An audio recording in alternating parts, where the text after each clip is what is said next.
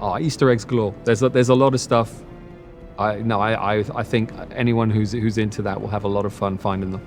There's definitely some great artwork and some little inside jokes that non-Warcraft fans won't even register, and they'll just enjoy for what they are, but the Warcraft player will get that extra smile. Duncan has been keen to get all that sort of in there if he can.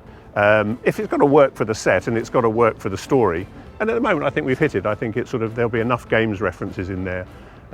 Some quite obscure, I think, because Bill Westenhoff, our visual effects supervisor, is also a huge games player, very high up level, and he has little things that he's suggested as well that will be in there. Obviously, Blizzard, understandably, are incredibly concerned that if a film gets made out of this very important, world that they've built, that it's something that they can get behind. You look so deeply into it, you start to see where the cracks are and where things work and where there are maybe things that don't quite make sense anymore. And I think some of the solutions we've come up with really resolve some issues for Blizzard and help them out. I think there's been a little bit of back and forth where we've actually been able to give them some ideas that resolve some issues they didn't realize they had.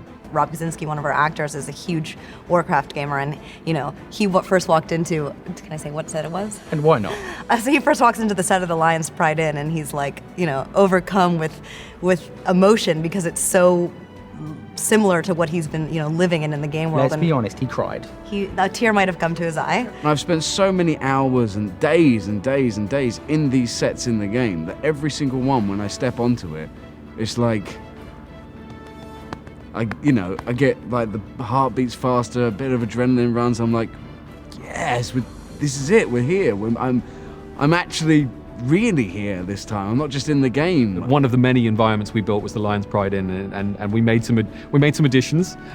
We built some additions, and I think it worked out really well. And I think Blizzard really liked the change.